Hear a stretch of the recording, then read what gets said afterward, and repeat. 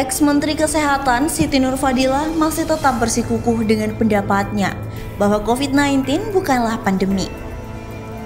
COVID-19 hanyalah senjata biologis yang sengaja dibuat. Dia mengatakan seharusnya WHO memiliki pedoman dan catatan mengenai penularannya.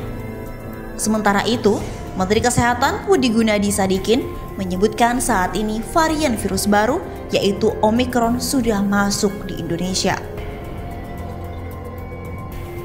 Dilansir dari terkini.id Jakarta, mantan Menteri Kesehatan RI Siti Fadila Supari buka suara menanggapi fenomena virus COVID-19.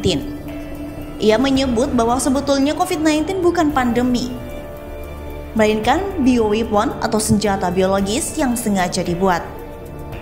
Meski demikian, Siti Fadila menyebut pendapatnya ini bisa saja benar tapi bisa saja juga salah. Ini pendapat saya pribadi ya. Belum tentu benar, saya lebih cenderung ini adalah bioweapon atau bioterorisme karena pandemi yang asli itu ada syaratnya, kata Siti Fadila pada video yang diunggah di kanal YouTube Akbar Faizal pada Selasa 14 Desember 2021.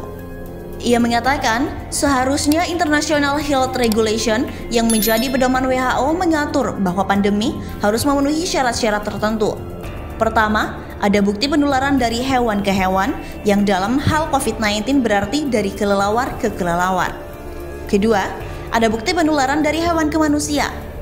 Dan ketiga, ada bukti penularan dari manusia ke manusia. Ia menegaskan jika dalam kasus ini yang terbukti hanya poin ketiga, yaitu penularan manusia ke manusia. Sekarang yang jelas ada buktinya dari manusia ke manusia. Tapi dari kelelawar ke manusia, sampai saat ini belum ada yang tahu, tuturnya. Mantan anggota Dewan Pertimbangan Presiden itu menyatakan jika pihaknya sudah curiga sejak awal munculnya COVID-19, apalagi kata dia, virus tersebut muncul di tengah persaingan politik ekonomi antara Amerika Serikat dengan Cina. Amerika Serikat dan Cina kan berantem. Keduanya saling menuduh bahwa salah satunya sebagai pembuat virus. Tetapi mereka semua membantah dan mengaku juga sebagai korban. Jelasnya, ini Amerika Serikat dan Cina sebagai government aja ya. Lalu siapa? Saya tidak berani menyebutnya. Mungkin kelompok seperti non-state actor. Lanjut Siti Fadila. Lebih dari itu, Siti Fadila mengingatkan pentingnya pemerintah hingga masyarakat mengenal perang asimetris seperti yang tengah berlangsung saat ini. Ia juga yakin betul jika Panglima TNI Jenderal Andika juga memiliki wawasan yang memadai mengenai bioterorisme dan perang asimetris. Kalau kita tidak mau mengerti perang asimetris seperti ini, kita akan kalah terus. Saya yakin Pak Andika tahu betul soal ini dan harus juga sampai ke APBN. Apa masih mau beli tank atau riset biologi? Ujarnya. Sementara itu diberitakan secara terpisah oleh CNN Indonesia Jakarta, Menteri Kesehatan RI Budi Gunadi Sadikin mengumumkan satu pasien pertama varian COVID-19 Omicron di Wisma Atlet Jakarta.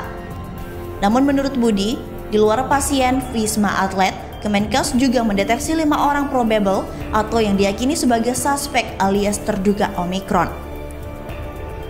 Di luar pasien positif Omicron ini, Kemenkes juga mendeteksi 5 orang probable Omicron, kata Budi kepada wartawan pada Kamis 16 Desember. 2 kasus adalah WNI yang baru kembali dari Amerika Serikat dan ini sedang diisolasi di Wisma Atlet.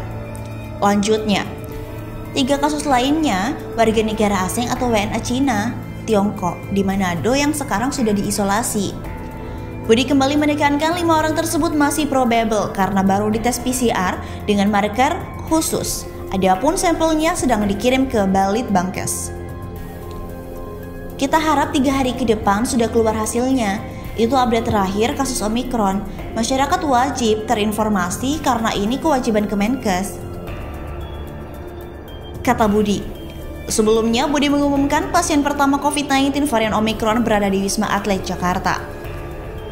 Saya ingin menginformasikan perkembangan terbaru. Kemenkes tadi malam mendeteksi pasien inisial N terkonfirm Omicron pada 15 Desember 2021.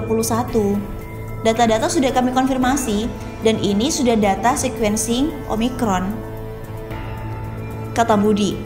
Budi membeberkan N adalah pembersih di Wisma Atlet Jakarta Pada 8 Desember 2021, sampel rutin diambil di Wisma Atlet kemudian dikirimkan ke Kemenkes untuk Whole Genome Sequence atau YGS.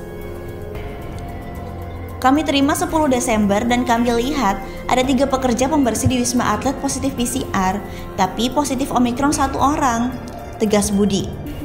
Jadi ada 3 pekerja pembersih di Wisma Atlet positif PCR, dikirim ke Balitbangkes untuk WJS. Dan tanggal 11 Desember, hasilnya 1 dari 3 positif Omikron, yang 2-nya tidak. Tambahnya,